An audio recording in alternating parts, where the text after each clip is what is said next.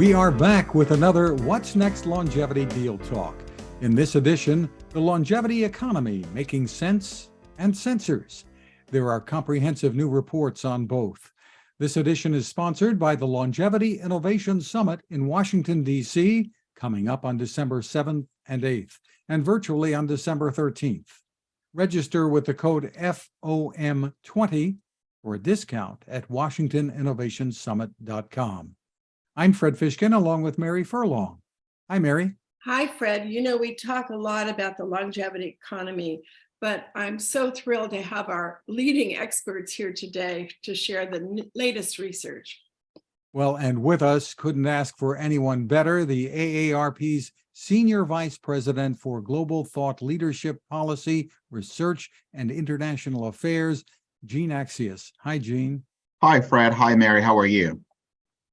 Great. It's great to see you again. And we so appreciate you taking the time and also the market leading work you're doing. Thank you. It's an amazing opportunity. We're extremely excited about this new report. And I just want to extend my deepest gratitude to my amazing team who really wakes up each and every day to change how the world views and values aging by translating the data into action. Terrific. Thank you, Jean. And also joining us today, the founder of Aging and Health Technology Watch, who has a new report out on the future of sensors and older adults, Lori Orlov, who will be joining us a bit later. Jean, before we dive into some of the key findings here, give us an overview of what the global longevity economy outlook is and the work that went into this. Well, first of all, Fred, we are really excited about this major report. The global longevity economy examines the current and also future economic contributions of people over the age of 50 in 76 economies around the world. The goal, similar to the work that we've done, particularly looking at the longevity economy within the US, is really to demonstrate that older adults around the world are an asset and not a liability.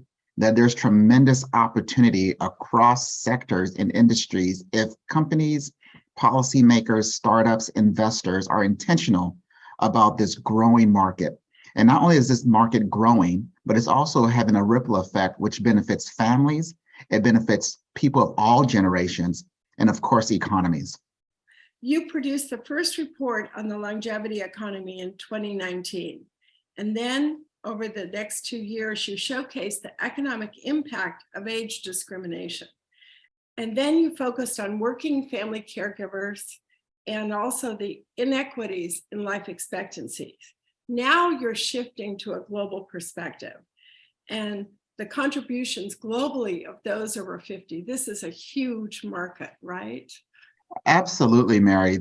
So population aging is a global trend. In 2020, 1 in 4 people was over the age of 50. By 2050, it'll be 1 in 3. Another way to kind of look at this is the fact that not only are we seeing that people are aging, but in many cases, they're living longer. In 2020, the economic contributions, both direct and indirect, of people over the age of 50 around the world was $45 trillion. That is 3 times the combined revenue of the world's top 100 highest earning companies in that year. 3 times the combined revenue. That is huge. Well, let's talk about some of the other key findings here, Jean, because those numbers are just mind-boggling that you just gave us. Well, there's also other findings because of the fact that we're able to look at not just 2020, 2030, 2040, and 2050. What we know is the fact that these contributions, particularly among people over the age of 50, will benefit families, will benefit people of all generations, and it will benefit economies around the world. In fact, we found that every country, every economy benefited from the 50-plus population in one way or another. That includes low to middle income countries where we're going to see significant growth. And you might say, well, why is that? Well, part of what the key finding from the global longevity economy shows is that we are an interconnected global marketplace. So for young countries, they're benefiting from trade. From older countries and other economies where people over the age of 50 are consuming and spending So there's no economy around the world that we could find that is not going to be impacted by the 50 plus population.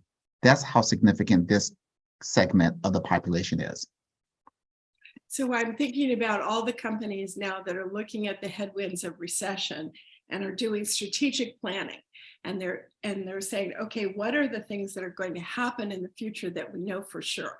So this is somewhat immutable. And in fact, one of the fastest growing companies that's at our conference is Meet Caregivers, started by two caregivers from Africa who then came to the US, and now they've got a lot of revenue and they're supplying caregivers to senior housing and home care. So as you look at the research ahead, you forecast by 2050, the 50 plus population will account for 60% of global spending, up from 50% today. So I think of all these caregiver marketplaces and silver marketplaces, that is the future, correct? What are they spending the money on? It's products and services. You're absolutely correct, Mary. That is the future. And in some cases, it's fair to say that the numbers that we're sharing, even though they're startling in terms of the magnitude of spending, that they're actually a lower bound. So for some of these economies, it's very difficult to capture the caregiving, the gray market, if you will.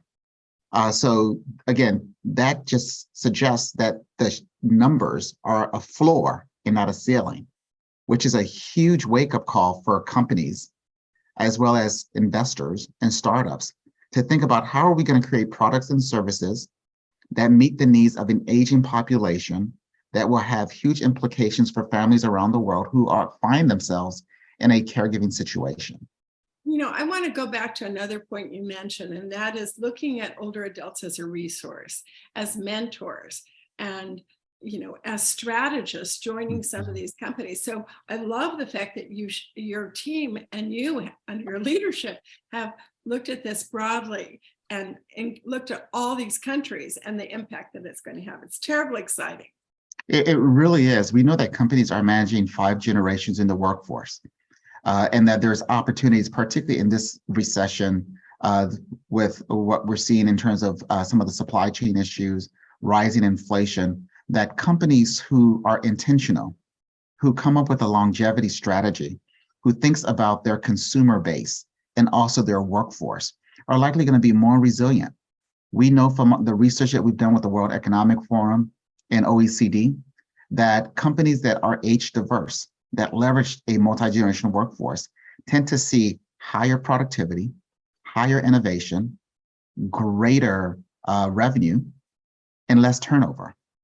And part of that is the fact that the generations are learning from each other. We're seeing mentoring, reverse mentoring. We're seeing companies take into account ways in which to provide services and supports and benefits across the life stage. And I think that's, again, glaring in terms of this report, that we are seeing a consumer base, a population that's not just aging, but again, living much longer. And companies who understand the magnitude of this increase, who are intentional about ensuring that they have a plan of action that both benefits their workforce, will also benefit in terms of the marketplace. I recently gave a talk in Silicon Valley, and I asked for how many people in the room were 25 and under, and 3 raised their hands. One's now my new intern.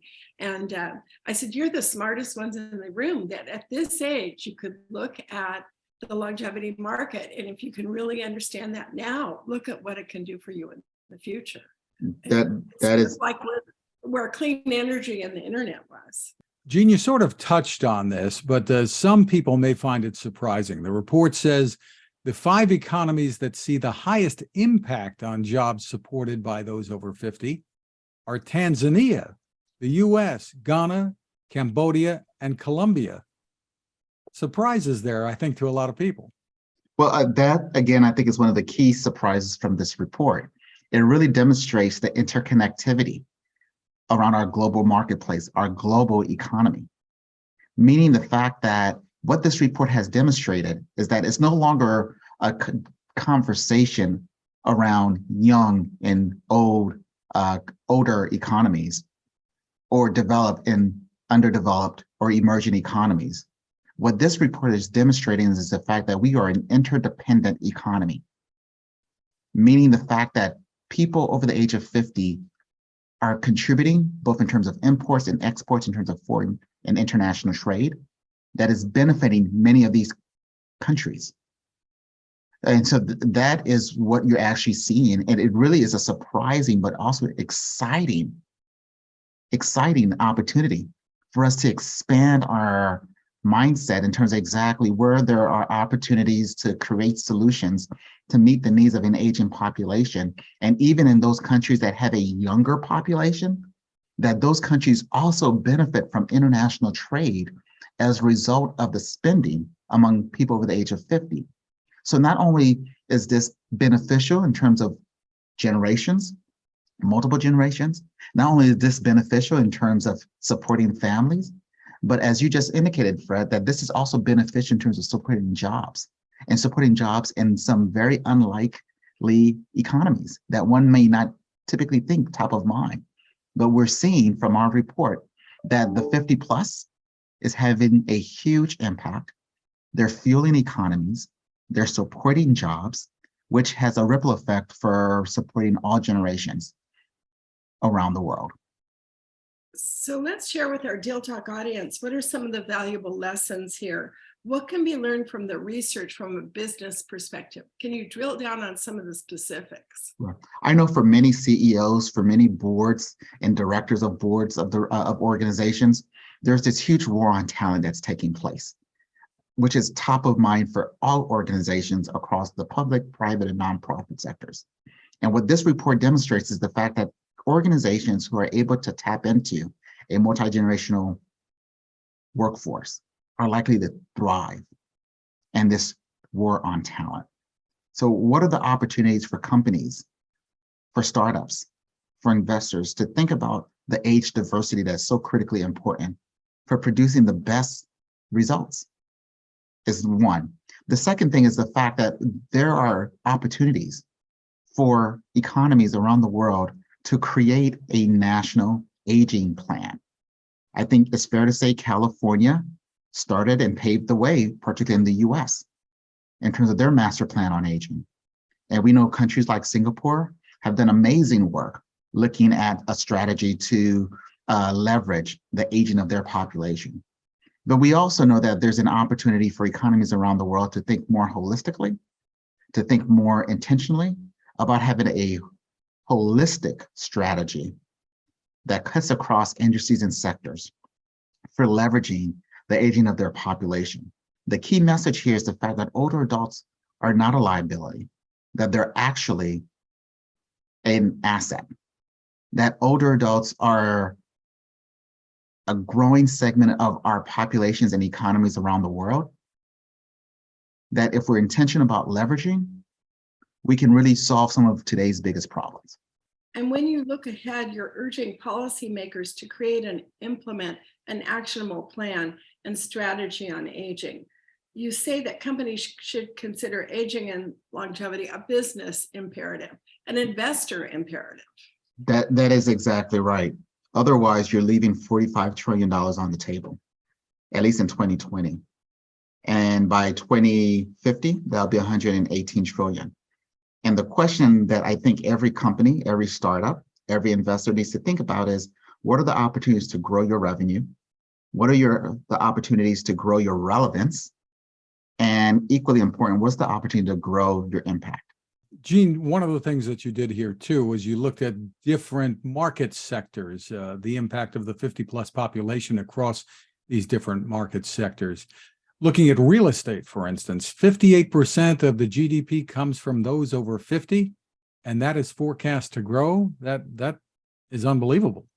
That is exactly right. What we're seeing is the fact that housing, real estate, food are significant areas of focus. Healthcare are extremely areas where the 50 plus population not only consume, but also invest, both for themselves and also for their families. And that's likely to grow. The other thing I would just really quickly mention is the fact that I do think, particularly for the investor and business community, as well as for policymakers who are hearing our conversation and engaging in this conversation today. I think one of the things that is very interesting is that we really need to think about addressing the global inequities that we see. And what I mean by that is the fact that, let's take, for example, food. One of the things we found was the fact that in low to middle income countries, the 50 plus household on average spend more than 50% of their dollars on food, relative to 16% of households over the age of 50 in well-developed economies. That's a huge variation. You know, it's funny you say that. I once won an award and there were 3 of us that won, and one person was from Africa, and she won for feeding people, for providing new sources of food. And I thought, you really deserve this award for what you're doing. But what I see here is the potential of a real revolution if we could get the investors, the entrepreneurs, the business community, policymakers lined up and starting the conversation now. Absolutely. And where is it that people can go, Jean, for more information about this terrific report? Well, they can go to www.aarp.org /global longevity economy.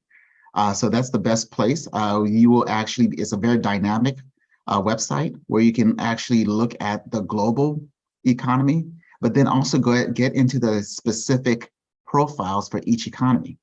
So the 76 economies are there for your consumption. We would love to hear from you.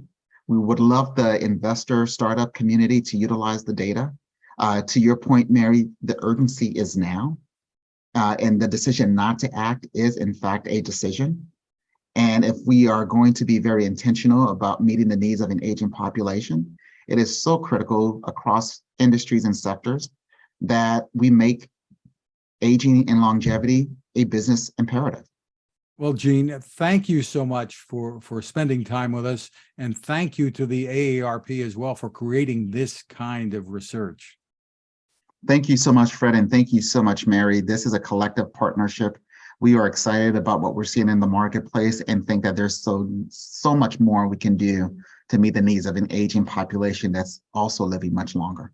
Now let's turn to Lori Orlov and the future of sensors and older adults. Let's start first with some of the highlights, Lori. First, looking at some of the problems and how sensors can help. Thanks very much, Fred. I think the key gist of problems that are occurring and are going to get worse in the next few years is the issue of shortage of care workers. Even in 2020, it was estimated that there was a shortage of 1.3 million care workers. These care workers are in nursing homes, assisted living, and in home care. The population of the 80 plus is growing rapidly, as was just described in terms of this likely longevity. And by 2038, there's going to be 10.1 million people in the US alone who are age 80 plus. There have been documented nursing home and assisted living care shortages, and in some areas, these are getting worse. 86% of skilled nursing facilities and 77% of assisted living organizations have reported issues keeping and growing their workforce. There is a problem with average pay. There is a problem in home care. And if you think about the fact that in the current inflation economy that we're in today, that pay is rising at the lower end of various jobs, including at Walmart. And so home care workers whose average pay is much less than a full-time Walmart employee, as an example, home care workers are looking at their financial situation and saying, is it worth it to go into one of the care-related industries? So that's one problem. The second problem is that a greater percentage of older adults are living alone. Right now, 74% of women age 75 plus live alone. There is a fall risk that occurs as people age. 1 in 4 older adults fall each year, and that falls are a leading cause of death. I feel like I'm the negative side of everything Jean Acius just said. But anyway, often that's a backdrop for the growth in the use of technology. So that was all of those together add up to problems. And in the future, we're going to see more people who are aging alone. They're called the solo agers. who don't have family, no spouse, no family living nearby, no adult children to watch out for them. Those people are going to age into the opportunity for the use of technology to help them stay longer in their own homes. So that's what I would say is a look out at the problems and as they're going to grow over the next 5 years. So Lori, I've read all your reports. I think this is so comprehensive and so forward-looking. You look at the future of sensors and many new kinds of capabilities. So can you discuss some of the capabilities that you talk about? Yes. About a decade ago, there was an attempt to introduce sensors into the market of technology for older adults. And a lot of companies tried it, and most of them failed. And part of the reason they failed, there was a variety of reasons. One is they were a little clunky to implement.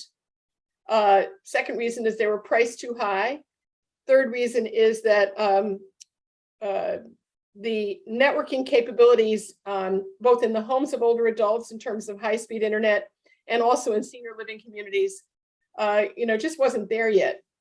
And so what happened is a whole new crop of companies have arrived on the market and targeting the older adult population and those who care for them. And so today what we have are some very creative types of fall detection sensors using radar, Wi-Fi, ability to tell just if you have Wi-Fi throughout your house, a product can detect whether you actually fell in any one of the rooms. Both of these capabilities are without a wearable on the body. There are sensors now that can detect changes in air quality, changes in moisture in the home, that can tell if there's a fire or the stove is on. And even more interesting, there are technologies now that are camera related. There's smart cameras that have AI inside them that can analyze the data locally to where they are, that is where the camera is, and alert if there's a problem with the person without transmitting the data to the cloud. That's a big improvement, and it would work in communities and homes that did not have high-speed internet access, but someone could in fact be notified. I think the key thing about this is that the Internet of Things is getting smarter. It's been around for a while now. It's a lot of things out there, but it's getting smarter, and some really unique capabilities have emerged in the last year or two. One of them is a product from Labrador Systems that is a smart coffee table or end table that is robotic, but also is equipped with sensors. And so you can send the table to another part of the home and follow behind, possibly in a wheelchair with a walker if you're disabled. That's one type of very interesting product. Another one is a smart wheelchair cushion that can prevent pressure sores and would have saved someone like Christopher Reeve, who actually died from pressure sores. So I think those are examples of the technologies that are really quite interesting in the market. And there's a lot more in this report about the possibilities in the future. Where we need to go is with analytics. We need to go in the direction of predictive analytics. And in order to do that, we need to marry a profile about the person with the data that emerges about that person's environment and what they're doing. And when that happens, we will have the ability to avert a hospitalization because we can see a change in a person over time. A couple of things, Lori, I want to mention. First of all, the idea of having a room sensor instead of a wearable means that you don't have to worry about charging something up, which can be a very big deal, right? Right. That's a big deal. And the nice thing about a room sensor is you don't have to have anything on the body. There's, many people do remember to put on their various wearables, but not everybody. So something in the room can be very effective. And you're not picking it up and looking at it and say, oh, nuts, it's only got 5% left in the Right. battery. You don't have to say, oh, nuts. Exactly. But what are some of the best ways to address concerns about privacy? Few people want to feel like they're being watched or tracked all the time. So the interesting thing about privacy, and I always like to point this out, that you are already being watched. You're being listened to. You're being detected. If you have smart speakers in your home, They know when you've said a word that isn't even a word you intended to say. Something other than "oh nuts," maybe, right? Yes, we already have that. But and for many years, our privacy has in some ways been questionable, especially in terms of advertising, through the use of popular free technologies like Gmail. You can send a friend, for example, a question in Gmail about some type of product, and you may notice a little while later that you see an ad about that product, even though you're personally not searching for it. This is the thing about marketing in general. It's become much more intelligent about what you're doing and what you might do. But the important thing about the types of technologies I described is they require you to give permission. That is, if you configure these technologies for the use by an older adult, either you or someone who is responsible for your care has to opt in and give permission. And I think that's the key thing about the privacy question. So I see a lot of alignment between Jen, 3, 2, 1. I see a lot of alignment between what Jean was talking about in terms of global opportunity and what Lori's talking about in terms of the technology innovation. And what's exciting about the report is how detailed it is and how comprehensive those interviews were. So when it comes to the cost of many of the sensors and technologies, in many cases, they can pay for themselves pretty quickly. What about the benefits when it comes to staffing shortages? And we just had Labrador Systems on our podcast last week. So I want one of those to clean my house, right? Yes. Yeah, it's the next generation beyond the Roomba vacuum cleaner. So the care shortage problem is pretty nasty. And in some states, it's quite horrendous. They're having a terrible time in New York State staffing up home healthcare aides who are funded by Medicaid or other types of insurance. And they just can't find the people willing to work at the wages that New York State is willing to pay. And that is actually a problem throughout the care and this care-related industries. And it's only going to get worse as a competitive job market, which is seeking people in every other possible category. A competitive job market will take the people who might have worked in home care or might have worked in nursing homes and senior living, and it will give them jobs that will pay better and help them support their families. So I think we have a crisis, and there are multiple ways of considering averting that crisis or making it less dire. A lot of those are policy related. But in the meantime, one of the things that we can do in terms of the care industries with sensors is we can avoid making staffers walk long hauls in nursing homes to see if Mrs. Smith is okay. You'll only be notified about the people who are not okay, which is what you really want. You don't want to be opening a door and waking up Mrs. Smith if you don't need to, if everything is okay. The ability to detect falls when people might not be wearing a pendant, or they crawl, as one interviewee said, they crawl right past the pull cord, and but they are detected because of a device that was in the room. The other thing about sensor technologies is we're in a time where everybody has said, we want to stay home, we want to age in our house. I would argue that that is really, for many people, not practical, but this is what they want to do. And with a longer life expectancy, you're really going to have to do something in terms of helping them remain there. And that could include a lot of health-related sensors, detecting changes in health statuses, whether it's cardio or respiratory or any other vital sign that's important, like a weight scale, for example. There are so many related technologies in the sensor space that can make a difference in keeping you out of the hospital, and especially for those many people who want to stay home and are living alone. You know, I've been recently watching these companies that are home care, and they have seniors helping seniors as caregivers. And I think some of these technologies make it possible for them to play that role as an older caregiver, a role they're good at, but maybe not doing some of the heavy lifting. Yes, I think the other thing that's happening now is the beginnings of the ideas of reimbursing family caregivers for the care of their family members, which should have happened a long time ago. and only happen in a few states. It needs to happen everywhere. Reimburse family caregivers for helping to keep a care recipient at home longer. I think that's pretty key. And the idea of seniors helping seniors, of course, has been around for a while now. And to the degree that people don't have to be lifted, that's feasible. It sort of runs out of steam when you're talking about people who are wheelchair bound, need to be transferred from chairs to beds and so forth. But sensors can be very helpful. And one of the key uses of them, rather ironically, has been around forever, which is you're watching TV and you forgot about the stove, or you forgot that you left a faucet running in a laundry room, and pretty soon the place fills up with water, and that's a terrible problem. So sensors have a major role in our lives already. One of the things that's going to happen in the future is there's talk about a standard called the Matter standard that companies are agreeing to comply with.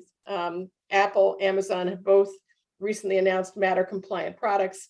All of the tech companies that are noted in that report, the big ones, they're all going to announce Matter compliance in their products.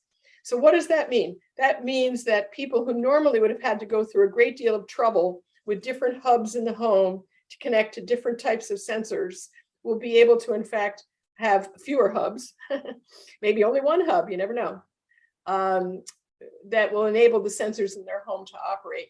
And that is going to be a big deal moving forward. And I'm hopeful that this isn't just a lip service type standards compliance, which often has happened in the past with standards, but this will be the real thing. And the real thing will mean that we won't necessarily have to hire a consulting firm and a set of integrators to come into homes to make them sensor enabled for the well-being of the residents. And for the caregivers and family members, really just one app is the idea here with That would be Matter the too, idea. right? Yes, one app. That would be the idea. And remote monitoring is a key part of the world of sensors, right?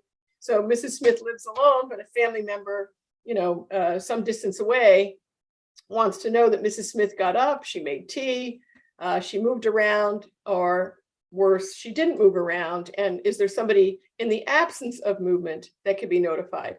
Because that's as important as motion is the absence of motion.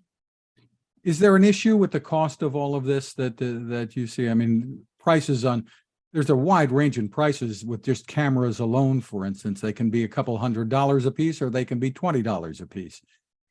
So tell us what your thoughts are. Like a lot of technology, what happens is as it's in the market for a while longer, there's price pressure and the prices go down, at least at one tier of the set of choices, the prices go down. And that's going to happen with this market because it'll get crowded. We were just in a store today looking at the prices of TVs. And so there's huge TVs now that sell for several $1,000s. And then there's a reasonable size Samsung TV there that sold for $250. And so that TV probably didn't used to sell for $250, but the fact that the other TVs are in the market has pushed the price down. And that's what's going to happen with sensors. Presence at the high end of the market will push the prices down of the products that are at the lower end of the market. And it will be possible for you to get what you need.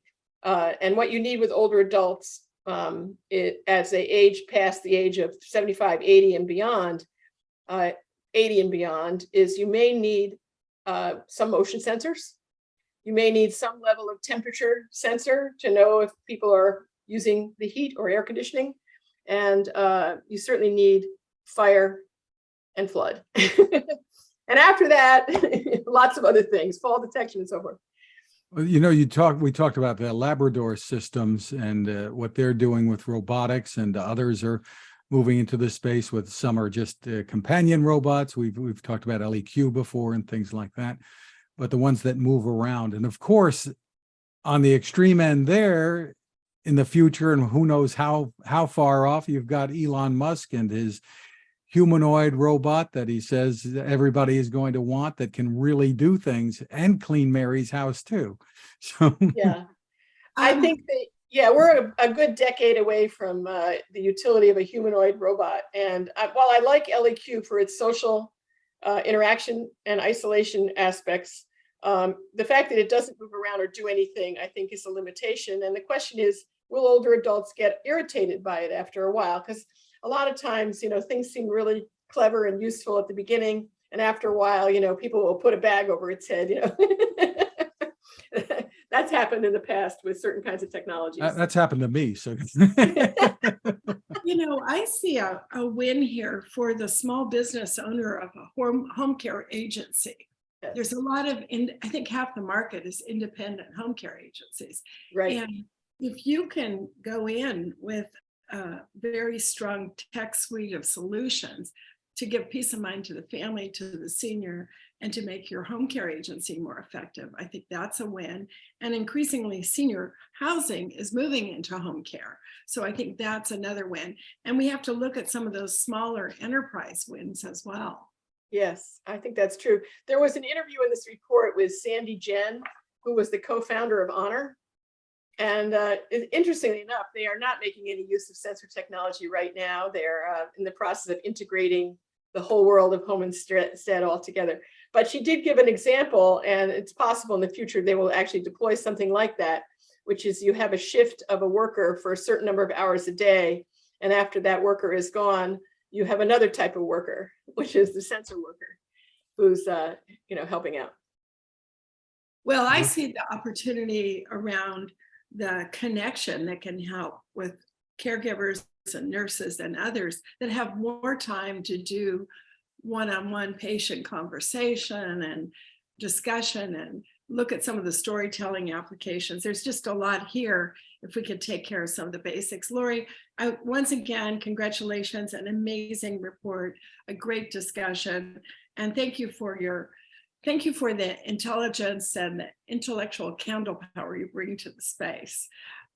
Fred? where is it that people can go, Lori, for more information? So my website is ageinplacetech.com, ageinplacetech.com. And if you look on the right side of it, the report is listed as the top thing, the future of sensors in older adults. And it's listed in other ways of reaching it on the same website. So it's pretty easy to find. And I recommend that people take a look at it, especially if you're in a business and are feeling constrained in terms of labor. And it involves the checking in on people. I think one of the key characteristics in home care and in senior living is the need to check in on a person, a care recipient. And I would say the check-in in person, the continuous rechecking and checking in person, that era should be over. We have the ability to check in automatically. Well, thank you, Lori. And of course, Jean Axius as well. And we want to thank our audience for spending time with us too. You can find much more, including our What's Next Living Longer, Better, Smarter podcast at maryfurlong.com/podcast. And our sponsor for today, once again, is Longevity Innovation Summit in Washington, D.C., coming up on December 7th and 8th and virtually December 13th. Register with the code FOM20 for a discount at WashingtonInnovationSummit.com.